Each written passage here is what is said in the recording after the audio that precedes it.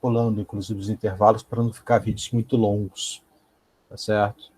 Então, recapitulando, já estou adiantando aí, o pessoal vai voltando, depois pega do meio, pode ver o vídeo depois. Dei uma acertada aqui na minha planilha, coloquei mais bonitinho, mais formatado, vocês podem ver, eu acho que eu ampliei um pouco a tela, ficou melhor para vocês verem. Deixa eu ver aqui o que tem de comentário.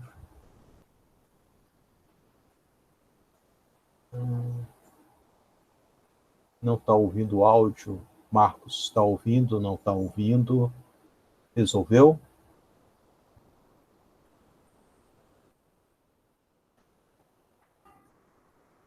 Deixa eu ver o áudio. Tá, beleza. Vamos ver depois, qualquer coisa, se não tiver, a gente vê aí. Então, dei uma organizada. Aqui está o cálculo geral, aqui o cálculo do geossintético, e aqui agora com pré-carregamento de 40 km por metro quadrado. Cálculo do pré-carregamento com 40 km por metro quadrado, eu vou ter que recalcular o recalque total. Como eu sou preguiçoso, eu tenho aqui a fórmula do recalque total e tem a sobrecarga, que seria o B11, né? Vou copiar a fórmula inteira, que eu sei que não vai mudar nada na fórmula, tá certo? Deixa ela aqui bonitinha. Vou colocar aqui carregamento. Eu vou colocar aqui 40 quilonewtons por metro quadrado. A minha fórmula de recalque total. Se você vai ter um pré-carregamento, a primeira coisa que você faz é recalcular calcular o recalque total de novo. Como eu já tenho lá em cima calculada a fórmula, eu vou usar a mesma fórmula, só que nessa fórmula aqui, em vez de deixar a minha sobrecarga aqui, seria o B11, né? O B11 só aparece aqui, que eu vou somar. Eu vou colocar B11 mais B4, que é a carga, mais a minha sobrecarga, que é 40. E está resolvido. Meu recalque total subiu para 1,12 m. Ok? Captaram isso? Quem não tem... É aquela mesma fórmula do recalque total. Deixa eu pegar aqui, se eu tiver perdido aqui. Minha fórmula do recalque total é essa daqui.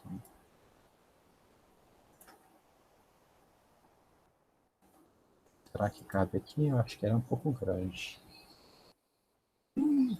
Vai tudo desformatado, não vou colocar não. Então, metros. Eu vou deixar o mesmo tempo é igual a 12 meses, vezes 30 dias por mês, vezes 24 horas por dia.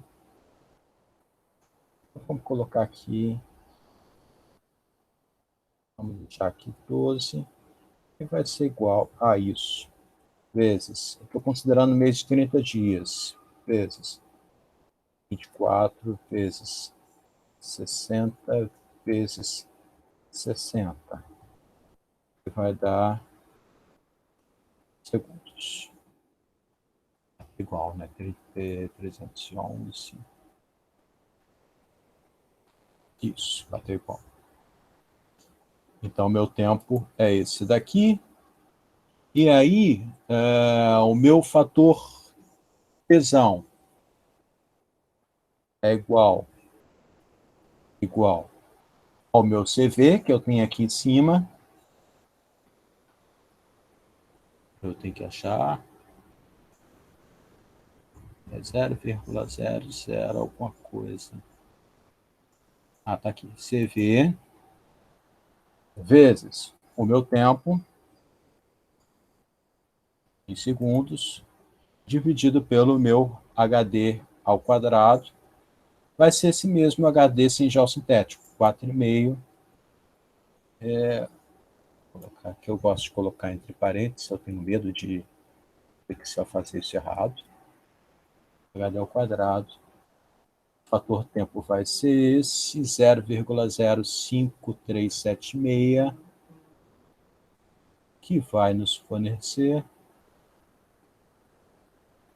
0,0576. Estou procurando aqui, tá? Isso mesmo? 0,5376. É 26, mesma coisa. 26. Coincidentemente foi muito próximo. 26 aqui, ó. 537. Vou colocar aproximadamente os mesmos. U igual a 0,26. Não mudou. Coincidentemente, deu o mesmo valor em função do fator tempo. Coincidentemente, tá, gente? Se mudar, vai dar valor diferente. Vocês querem mudar para dar valor diferente? Sim ou não? Se mudar aqui, muda tudo. Sim. Muda. Então, vamos mudar o pré-carregamento. Para quanto? Fala aí. Estou acreditando em vocês. Deixa quanto esse pré-carregamento? 60. 60. O que eu estou fazendo errado? Ah, o tempo não muda. Ah, não. O fator tempo não vai mudar, porque tem a ver com os 12 meses. Anta. Deixa os mesmos 12 meses. Deixa os mesmos 12 meses, né? O fator tempo não ia mudar. O que ia mudar é o recálculo total. Pode deixar 40. Pode deixar 40 aqui. Volta. Vai dar o mesmo fator tempo, porque o fator tempo tem a ver com a altura de drenagem e o tempo. O tempo é o mesmo, a altura de drenagem. Para o caso sem gel sintético é o mesmo, o meu fator tempo vai ser o mesmo, o meu percentual vai ser o mesmo. O que vai acontecer é que o meu recalque em 12 meses vai ser igual a esse 0,26 vezes o recalque total, 1,12, que deu 29 centímetros, ou 0,29 metros. Tirando esse recalque, qual vai ser o meu percentual real? Vai ser igual a esse 29 dividido pelo meu recalque total com minha carga original, 0,515. Ou seja, em 12 meses eu consegui reduzir esse recalque, em vez de ser quanto que estava aqui? 13%, eu desci para 60%, que é... Não é quase a mesma coisa, né? O que será que aconteceria se eu mudasse aqui para 60? Vamos ver. 70. O bom do Excel é isso, ó. Eu posso mudar aqui até chegar aos 90. Lógico que no papel aceita tudo. Na realidade, vamos ver. Com gel sintético foi 90 e... Qual foi o percentual de recalque?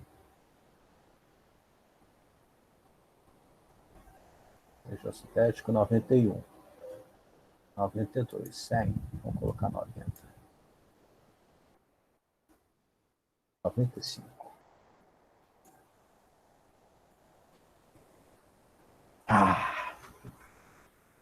Adoro. Vou até mudar aqui no título.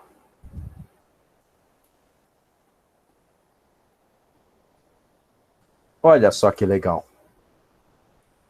Os mesmos 91% que eu tive com o meu... utilizando o meu gel sintético, fazendo dreno fibroquímico, tá certo? 91,8 foi o meu percentual de recalque. Eu alcancei sem colocar dreno fibroquímico nenhum, só que colocando uma sobrecarga de 99. Que não foi 100, né? Pô, que vergonha. Eu coloquei 95, mas digitei 99. De 100 quilonewtons por metro quadrado. Lógico, vamos lá. Você vai colocar 100 quilonewtons por metro quadrado nesse solo. Será que ele aguenta essa carga toda? Aí é o grande bicho da história. Pré-carregamento subentende que você vai ter um solo que aguente essa pré-carga. E a gente tem que verificar isso. Dúvidas aqui? Parece que, como foi comigo executando ao mesmo tempo, não sei se ficou mais difícil, ficou mais fácil. Aqui, então, basicamente, o que eu fiz? O cálculo do recalque total normal, com a única diferença é que, em vez de colocar a carga, aquela carga que estava lá, eu coloquei aquela carga mais esse valor de pré-carregamento, calculei até chegar aqui no percentual de recalque, no recalque ocorrido depois dos 12 meses, e aí esse recalque ocorrido é o que movimentou. Eu vou recalcular dividindo esse recalque ocorrido pelo recalque total, e eu vou ter o recalque real que ocorreu nesse solo. Como ele chegou a 92%, ele vai ficar aqui até completar lá a quantidade de anos que precisaria para poder chegar nos 90%. Dúvidas até aqui? Ficou fácil? Gostaram dessa solução de Excel? Por favor, eu preciso de feedback. Preciso de retorno para saber se a gente continua ou... Para mim ficou legal. Olha, eu estava fazendo café e pensando se eu passo esse Excel para vocês ou não. Eu não vou passar. Não porque vai estimular vocês a caírem no erro de usar os meus parâmetros e acaba que vocês vão errar no cálculo do projeto de vocês, porque aqui está específico para algumas coisas do meu projeto. Eu não me preocupo muito em fazer uma coisa universal no Excel, mas vocês entenderam mais ou menos como é o conceito. Existem umas coisinhas bobas no Excel, por exemplo, você vai usar graus, tem que converter o grau para radiano, isso daí vocês devem saber, se não souber, se começar a dar coisa muito esquisita, vocês falam comigo. Logaritmo na base 10 é uma fórmula específica, ó, isso vocês vão precisar. É log 10, você já tem direto o logaritmo na base 10, log 10 de, sei lá, 10, vai dar, teoricamente deveria dar 1. Deu 1? Deu 1, que bom, o Excel é esperto. Faz tudo direitinho. Quando estou fazendo projeto, eu sempre gosto de fazer as contas no Excel, que se eu errar alguma coisa, é mais fácil do que a calculadora para corrigir. A calculadora, você errou, ficou no vento, foi para o vento, né? Que nem os árabes falam, as palavras jogadas ao vento. Vão e o vento leva. Aqui... Tá, um save, um PDF, posso colocar para vocês. Salvar como PDF. Fica legal, simpáticozinho. Eu vou dar uma arrumada mais bonitinha, aí eu salvo, vou até salvar aqui, que já estava salvo, eu vou salvar e vou colocar como memória de cálculo mais organizado, não ficar tão feio. Aí eu coloco no Classroom, tipo, exercícios resolvidos em sala de aula. Muito embora essa parte inicial daqui está muito mais bem feita lá nos slides. Nos slides explica passo a passo. Vamos, então, continuar que do pré-carregamento. Então, a gente já esgotou o assunto. Vimos como é que é pré-carregamento com dreno fibroquímico, como é que sobrecarga de aterro. Dos outros, deixa eu voltar lá para os slides. Cara, toda hora me embanando para fechar isso aqui. Alt F4. Deixa eu sair, interromper esse compartilhamento. Vou só compartilhar esse daqui para a gente fechar aqui.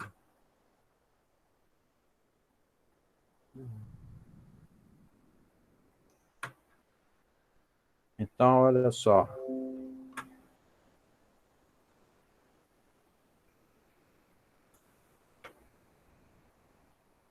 Na verdade, foi bom ter voltado para o início, que eu quero parar aqui. Então, basicamente, a gente já fez o cálculo considerando sobrecarga temporária e dreno vertical. Dos outros, não tem muita diferença. Substituição total não tem cálculo nenhum a ser feito, porque, na verdade, você fez uma substituição do solo, não vai ter recalque. Substituição parcial, basicamente, é reduzir a altura da camada de argila mole, e você vai ter uma... Deixa eu ver aqui. Qual é o método para saber qual é o máximo de carregamento que o seu solo aguenta? Tá, a gente vai passar por isso daqui a pouco. Substituição parcial, você vai diminuir a tua altura de aterro. Aterro sobre estaca, coluna de solo e coluna de brito. Aterro sobre estaca, Aterro sobre estaca, basicamente, você não tem mais o adensamento formal. Coluna de solo, coluna de brito, dreno vertical, é esse cálculo que a gente acabou de fazer. A diferença é aquele DE que muda de um para o outro. No caso da coluna de brito, coluna de solo, vou puxar lá para o final. Esse DW aqui passa a ser o diâmetro da própria coluna. Então, você acaba tendo muito mais alteração. Eu vou confirmar isso, mas se eu não me engano o DW é o diâmetro da própria coluna. No caso do dreno fibroquímico, é esse processo que a gente já fez. E aí, aterro leve, você vai diminuir a carga, né? Você já diminui no próprio valor do aterro, redução do aterro também. E temos os problemas de estabilidade, que a gente vai ver estabilidade agora. É o nosso próximo slide. Então, para esse slide, acabou.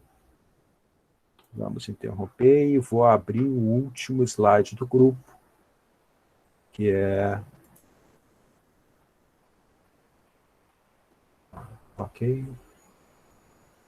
Estabilização de aterros.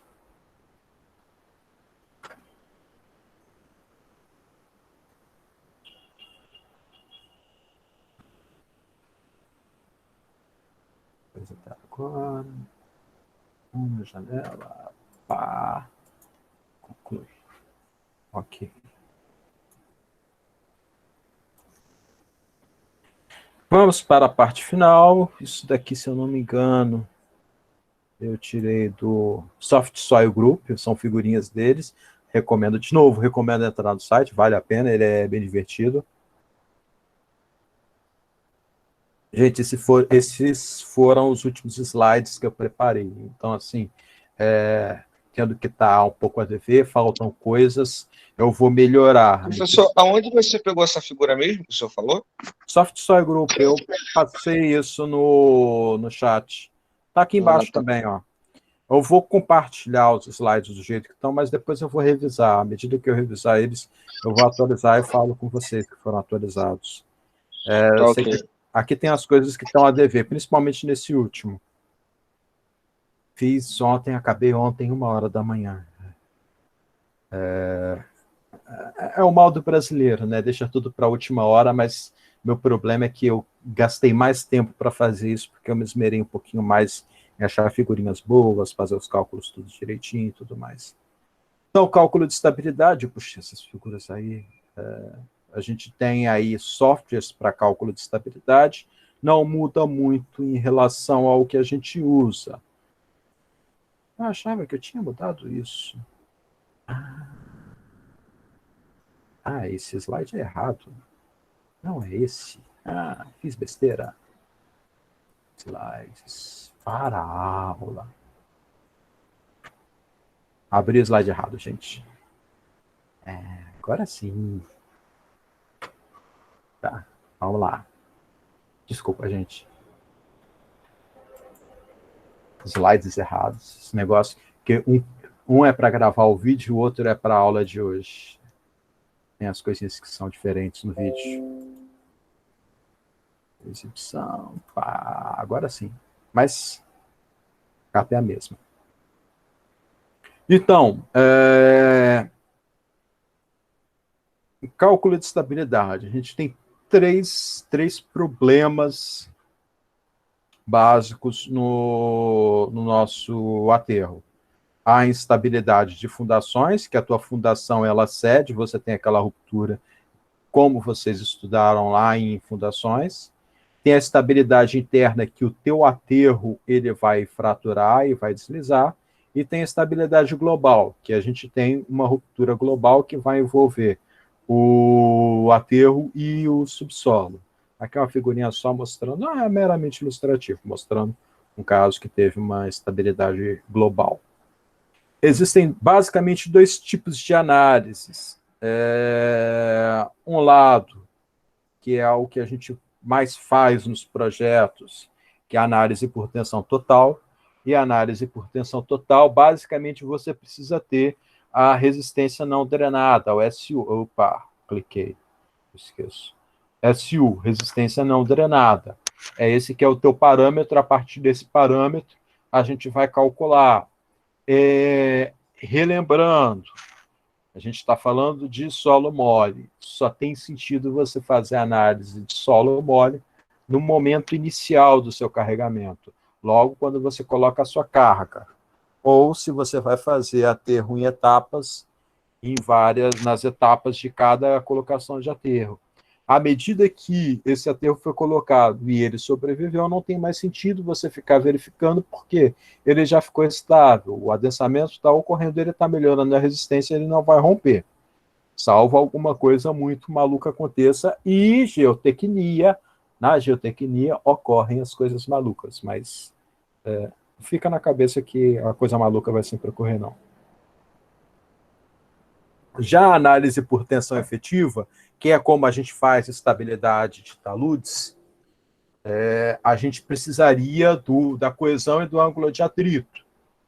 E definir coesão e ângulo de atrito de solo argiloso, a gente teria que fazer esse ensaio CAU, lembra? Triaxial UU, não consolidado não drenado, que é o que a gente tem para tirar a resistência não drenada.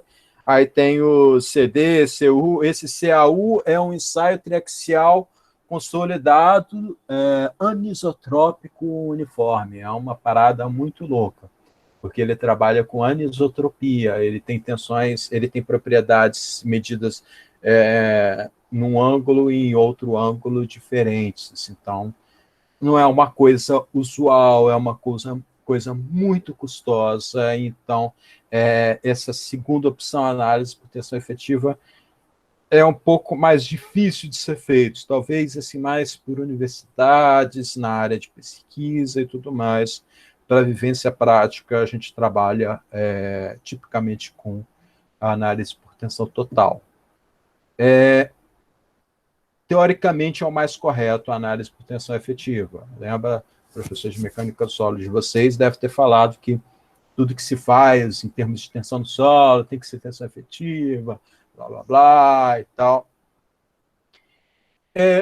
Isso é bem verdade, mas nessa situação se torna custoso.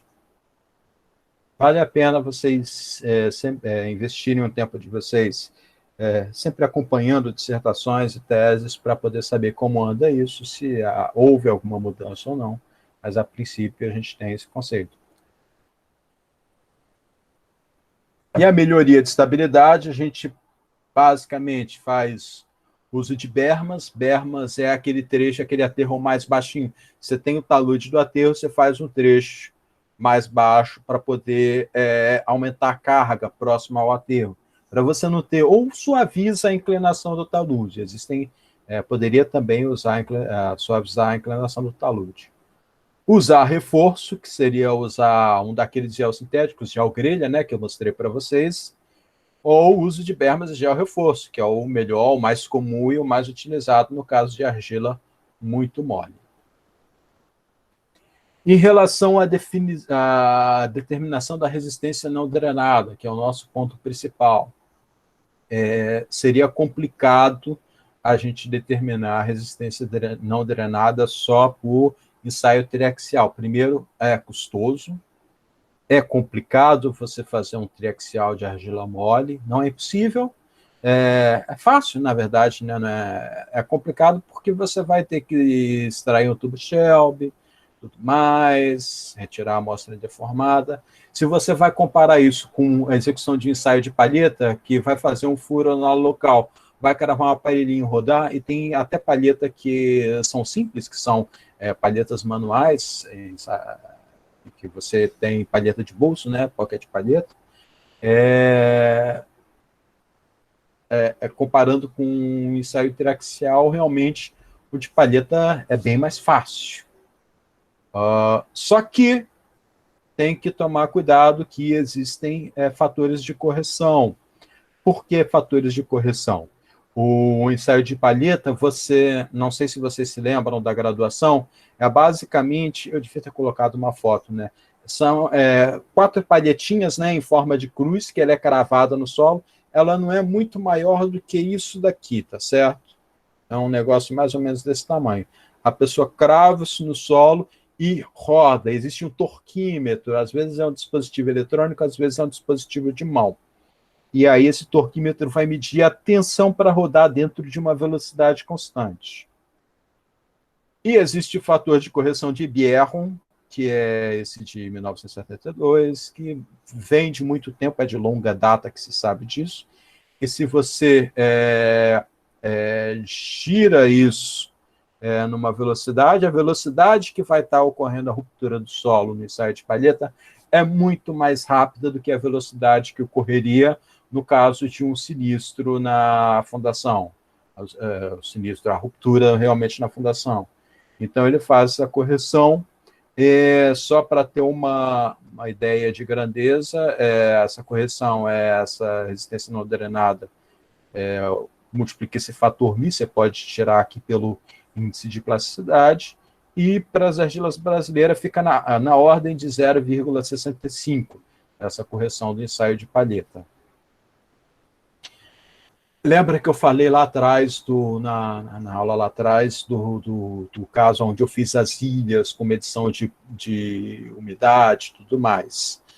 Esse é um dos ensaios que a gente tem que fazer para ter o parâmetro de resistência do solo, ensaio de palheta. O ensaio de palheta ele seria complicado você executar ele em todas as profundidades. Então, para acompanhar o ensaio de palheta, tem o piezocone, que é aquele ensaio onde tem um tubo tipo um cilindro, não muito mais grosso do que isso daqui, ele tem um cone na ponta e ele tem várias medições, instrumentação ao longo do corpo dele, que mede a pressão, a tensão, poropressão, tudo mais, tudo isso é medido no piezocone. E o resultado do piezocone é um negócio assim, ó, tipo um eletrocardiograma, tá certo? E você vê a tensão do solo, o valor de Q, QT, que é tensão de ponta. Existe também essa correlação, e aí o piezocone ele anda de lado a lado com o ensaio de palheta. O de palheta ele é difícil de executar, se você for ver aqui, ó, esses pontinhos quadrados são os de palheta, são pontos específicos, feito em algumas profundidades. Já o piezocone, a gente tem o perfil contínuo. A gente consegue visualizar como que esse solo está crescendo. Então, existe também o fator de cone, esse NKT, que varia de 8 a 20 para as argilas brasileiras, e você correlaciona também o piezocone. Na prática, como que funciona? Você vai fazer o ensaio de palheta, vai fazer o piezocone, e você vai amarrar todos eles com as propriedades do seu solo. O de palheta você faz a correção de Bjerron, você vai ter a resistência não drenada. E aí você faz uma correlação do seu piezocone com o seu palheta, que cada correlação de piezocone com palheta é feita para cada argila específica. Existem diferenças de uma argila para outra, o resultado do piezocone é o resultado de palheta. Então, um você cruza com o outro, e aí um outro ensaio de piezocone que você faça em outro local, você já sabe que tem aquela correlação que é válida para essa argila. E nisso você vai ter a possibilidade de utilizar tudo isso. Os ensaios triaxiais, ensaio triaxial, o usual para você ter a resistência não drenada, custoso, demorado não, porque esse triaxial ele é rapidinho, ele é o mais rápido de fazer, mas envolve várias outras, envolve retirar a amostra e tudo mais. E o ensaio triaxial CAU já tem a questão de ser complicado de executar, mais custoso, mais demorado e fica um pouco fora da nossa realidade para trabalhar na análise de tensão efetiva. E, por último, a gente tem aí as correlações de resistência. Existe a solução de Jamiolkowski, nem sei como é que se fala isso. Acho que escrevi certo. Posso até ver aqui no livro do Márcio, mas eu acho que é isso mesmo. Depois eu vejo. Que é esse fator K, que para cálculos preliminares a gente pode adotar 0,23 e M 0,8, o valor do OCR vezes a tensão efetiva inicial que você está. Tem a equação da teoria dos estados críticos, isso é muito usado na parte de adensamento, onde você tem lambda igual a 1 menos CS sobre CC, e tensão, resistência não drenada sobre tensão efetiva vertical para solo normalmente adensado. Aí a gente tem isso daqui vezes o OCR elevado a isso daí. Também. Márcio Almeida parece que fez um artigo em 82 com isso daí. E tem a proposta de Mestre, de 75, que combina a influência do OCR com sigma, chega num resultado aí da resistência não drenada igual a 0,22 vezes a tensão de pré-adensamento. Se vocês forem aprofundar nisso, vocês vão achar aí centenas de correlações. E qual a preocupação que vocês têm que ter? Primeiro, de onde é essa correlação? Quem está fazendo? Não só se é uma pessoa que está fazendo isso direito ou errado, mas, por exemplo, você vai falar de uma argila lá da Europa, ela é diferente da argila daqui do Brasil. Existem vários fatores que influenciam na formação das argilas, a composição mineralógica dela, como que ela vai reagir com a água, e isso impacta em todos esses parâmetros. Então, você não pode pegar uma correlação que funciona muito bem lá para a Inglaterra e pegar e usar aqui no Brasil. E aqui no Brasil você vai basicamente buscar nas publicações nacionais e vai também visualizar as nossas regiões. O Brasil é muito rico. Existe região onde a gente tem solo muito mais vulcânico, região onde tem contaminação de material orgânico nas camadas argilosas, se a região é muito drenada, pouco drenada, tem que verificar tudo isso e escolher algum trabalho, se for usar alguma correlação existente, algum trabalho que tenha o máximo de proximidade com a sua região, antes de escolher. Então, os métodos de cálculo, existem dois métodos de cálculos mais simples, que um trabalha com a altura crítica. Eu acho que eu esqueci de colocar os slides da altura crítica, eu devo ter só no livro isso. E o uso de ábacos. E outro que seria programa de computador. Programa de computador dispensa comentário. Eu acho que vocês tiveram a disciplina de geotecnia para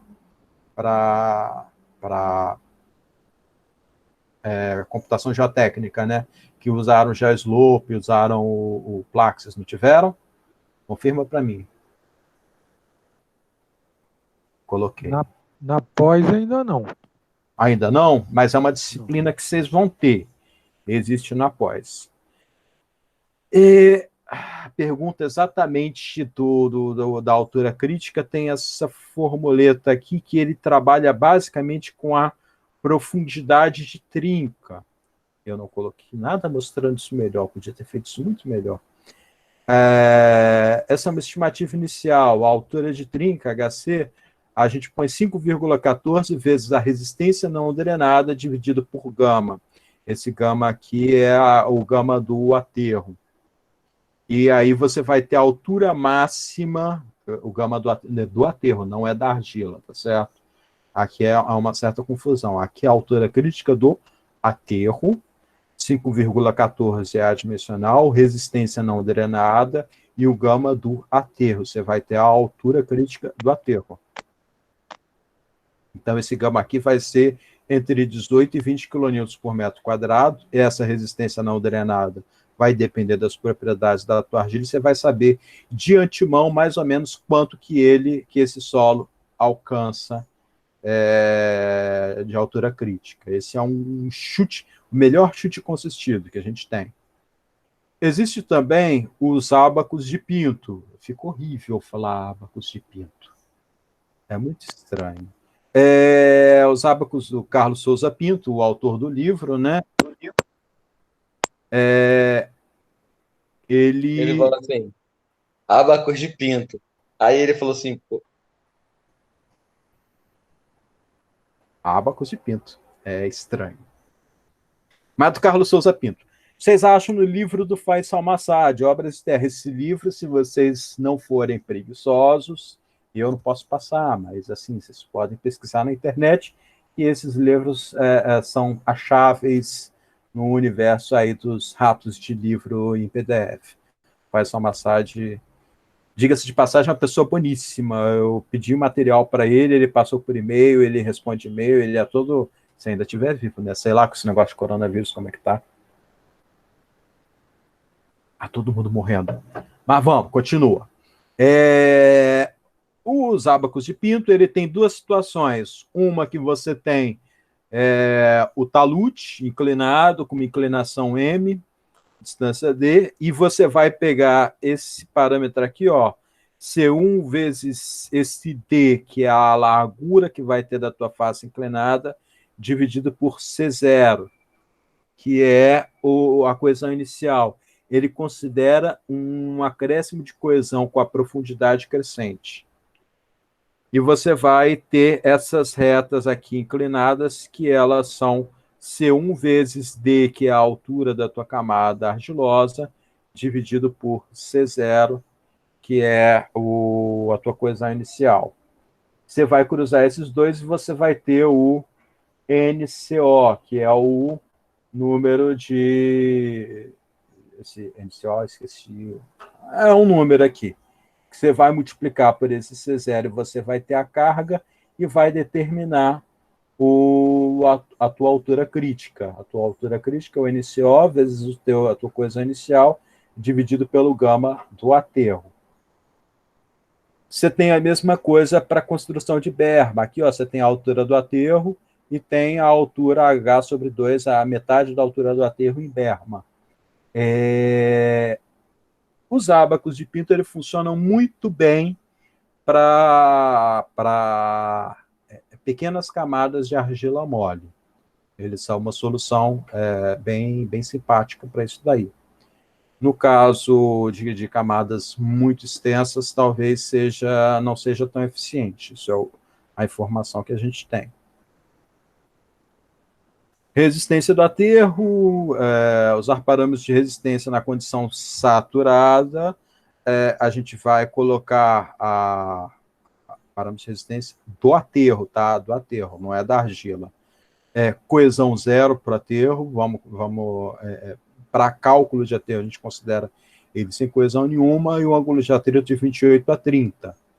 Não é recomendável você adotar a coesão diferente de zero, diminui a pressão e aumenta o momento resistente, que é o contra-segurança. Em aterros de maior espessura, eventualmente deve-se considerar se mesmo envolve uma fissura de profundidade, e aqui ele passa a formuleta da fissura com profundidade. A fissuração do aterro é o que a gente mede quando ele tem problema de estabilidade interna. Em relação ao cálculo mais elaborado de estabilidade, a primeira coisa que a gente passa, né, é o cálculo utilizando ou o GeoSlope ou o slide da Rock Science,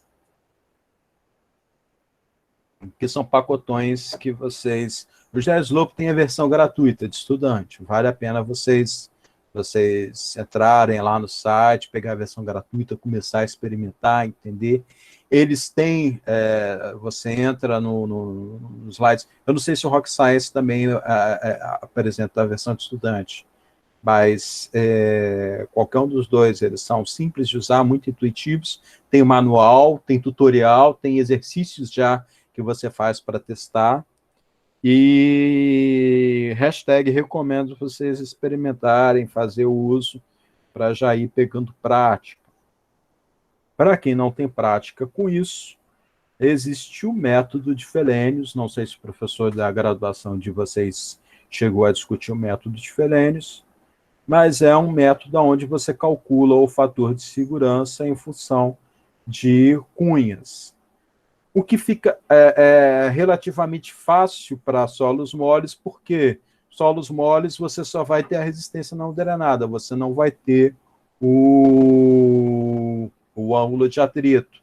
Então sai uma parcela grande.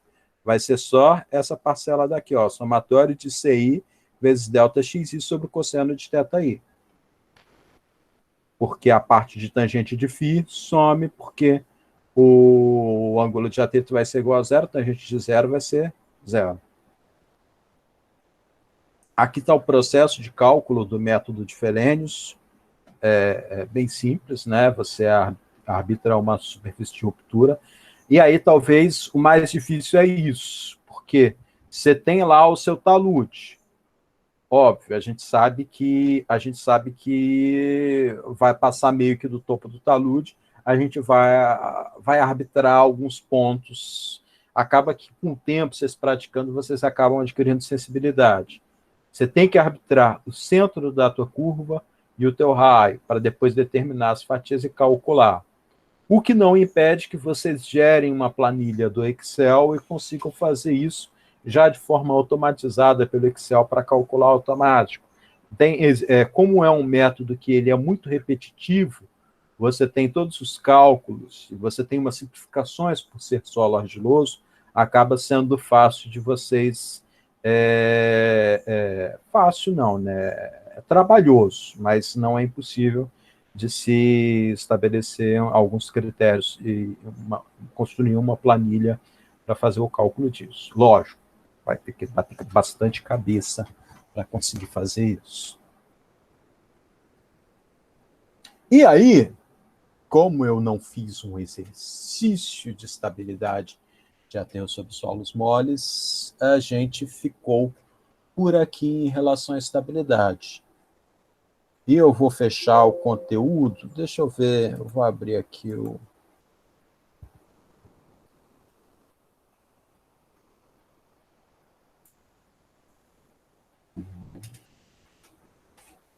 Deixa eu ver aqui. Eu vou fechar o conteúdo discutindo aqui em cima mesmo.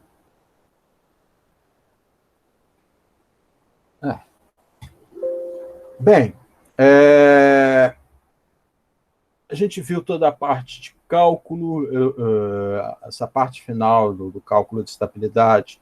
A estabilidade global talvez tenha um pouco de dor de cabeça para vocês, para fazer.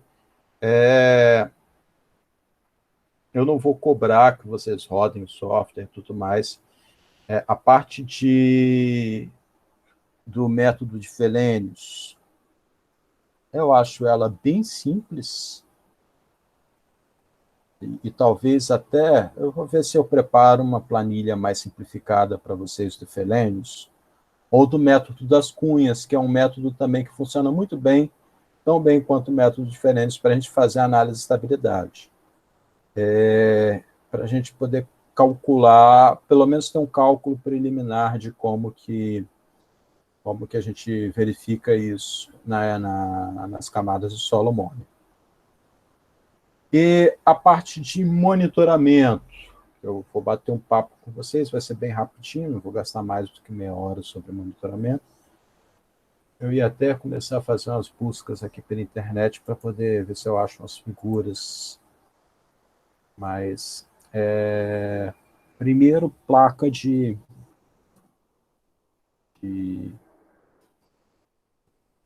controle, benchmark.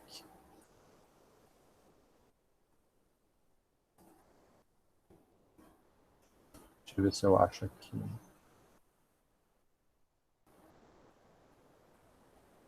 Placa de recalque.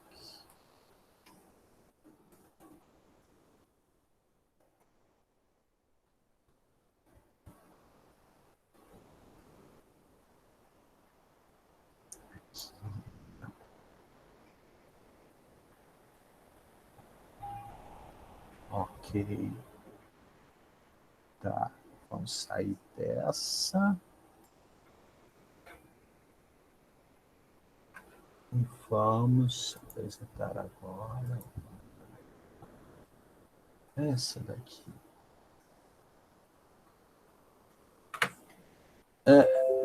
Eu gosto muito de fazer busca em imagem. Em busca em imagem, a gente sempre... até no meu trabalho no INPI, às vezes eu começo buscando imagem para poder entender. E aí, aqui, ó, por exemplo, placa de recalque.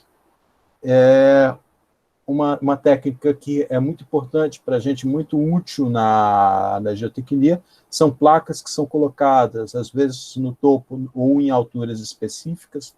Deixa eu ver se eu consigo ampliar essa figura. E ela vai medir o recalque naquela posição. Existe aqui um tubo que impede que o solo atrapalhe, né? Gere tensões, e aí você vai medir o quanto que está ocorrendo de recalque em cada uma das posições específicas. Isso você vai saber, principalmente aquela história do perfil de deformação ao longo da tua camada argilosa. Você consegue verificar se é recalque só da tua camada argilosa ou do teu aterro, ou se está no fundo da tua camada argilosa. Essa é uma instrumentação que é muito comum e muito acompanhada ao longo da execução.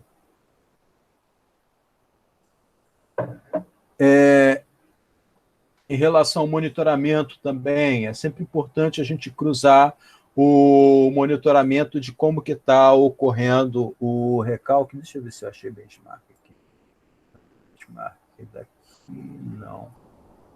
Esse não. Não.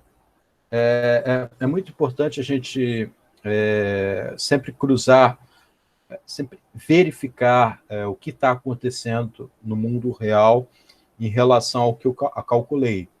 Então, você vai estabelecer marcos. Eu vou fazer um projeto que eu vou acompanhar esse pré-carregamento ao longo, eu vou colocar tipo um pré-carregamento de 12 meses. Lógico, eu vou estabelecer, de repente, de mês em mês, ou de 2 meses, quais são as alturas de recalque que eu vou ter ao longo desse tempo. E aí, eu vou balizando o meu modelo geotécnico em cima disso. Se, por exemplo, eu projetei, calculei um pré-carregamento de 12 meses, que irá ocorrer, de repente, 30, 40 centímetros de recalque ao longo desse carregamento. E nos meus 5 primeiros meses, o meu carregamento foi muito menor do que se esperava, eu sei que existe algum parâmetro que está errado aí nesse meio. Talvez os parâmetros de compressibilidade do solo não estejam bem adequados, talvez os parâmetros de permeabilidade desse solo não estejam adequados. Então, a gente tem que ir balizando isso para poder ajustar o modelo ao mundo real. Não pode deixar, simplesmente fez, entregou a obra e deixa que Deus cuida, não. Deus não vai cuidar, não. Quem tem que cuidar é a gente aqui, porque é responsabilidade nossa, a gente que colocou o nosso nome nessa execução. Existe uma preocupação, talvez muito mais no caso de barragens, em relação ao monitoramento da poropressão. Para barragem é importantíssimo. No caso de aterro sobre solos moles, é mais a título de curiosidade, você põe, às vezes, alguns transdutores para medir a poropressão ao longo do corpo da barragem, mas isso é muito mais pessoal da pesquisa do que o povo da vida prática. Na vida prática, talvez o principal ponto do nosso monitoramento seja o acompanhamento da evolução dos recalques. Isso realmente é muito importante para a gente. E aí, pessoal, eu acho que eu não tenho mais muito assunto para discutir com vocês, não. Estou aberto aí a dúvidas, comentários. Fiquem aí à vontade para usar e abusar de mim. Tá de mim. Henrique. Oi. Então, é só para eu fazer um resumão aqui na minha cabeça. A gente só vai ter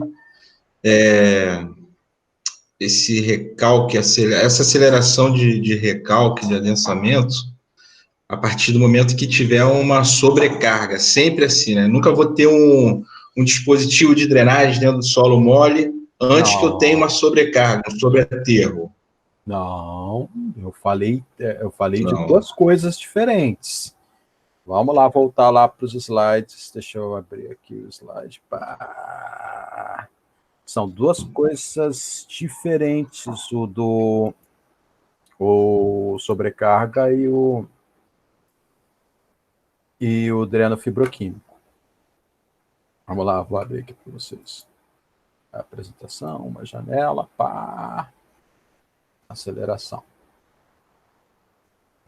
Então, ó, se você coloca a sobrecarga, cadê a sobrecarga? Está aqui. Você vai acelerar seu recalque, porque seu solo tem mais... É como você pegar uma bucha, aperta com pouco peso, você vai apertar a bucha com mais força. Então, a água vai sair mais rápido, porque a pressão é maior. É um processo.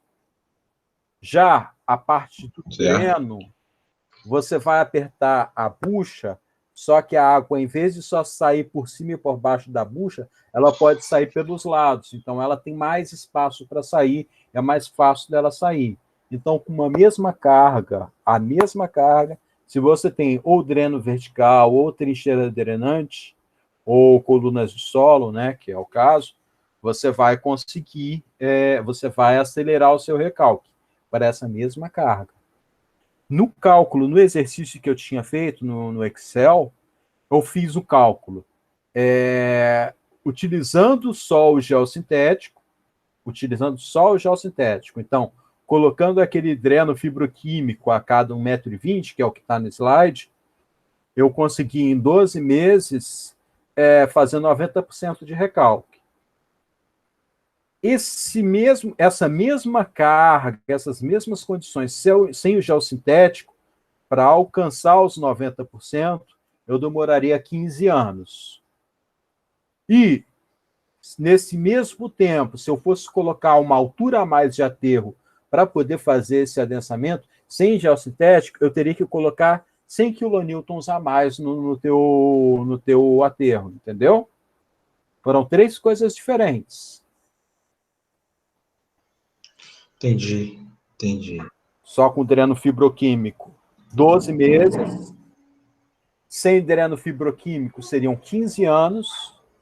E, nos 12 meses, eu precisaria, para ser 12 meses, eu precisaria, sem nada, sem dreno fibroquímico, sem nada, eu poderia colocar 100 kN a mais. O que não impede, também, de vocês utilizarem, se o teu solo tem muita baixa resistência, e aí fica difícil você ter pré-carregamento, você precisa fazer muito rápido, você põe pré-carregamento baixo e põe dreno fibroquímico. Você pode casar as duas situações, nada impede. Você pode fazer só uma, só outra, fazer as duas casadas. Não existe nenhum impedimento. O pré-carregamento é uma solução muito barata, é a mais barata de todas. É o custo de você deixar o aterro lá, e às vezes você não tem nem que estipular um bota fora. Você sabendo fazer o jogo, você deixa o pré-carregamento no trecho, depois você distribui com o equipamento e redistribui esse material para o outro trecho. E aí conseguiu equilibrar sem ter nem material de botar fora. É estratégico. Mais alguma dúvida? Eu ia perguntar em relação ao custo, mas você acabou dizendo aí que ele é mais barato. Então, o único fator limitante dele é realmente a resistência da sua argila, né? Isso. Ela resistindo, posso usar ele numa boa. E aí você tem aquele cálculo, assim, como chute preliminar, você tem o cálculo da altura crítica. Que você pode tirar a partir da resistência não drenada. Nisso você já mata a pau a questão da altura do pré-carregamento que você pode fazer.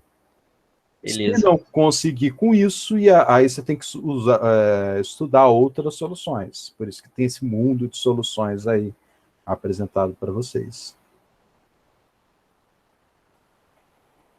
Pessoal, eu não fiz chamada, mas eu vou só conferir se eu anotei o nome de todo mundo que está aqui presente. Ailson está aí, né? Cleison, José Henrique, Gabriel, Andrews, Marcos João, Paulo Frederico, Renato Viana e Maicon. Eu esqueci alguém?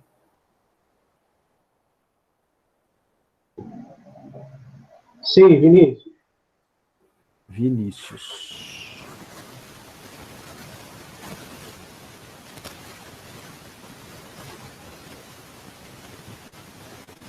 Mais alguém?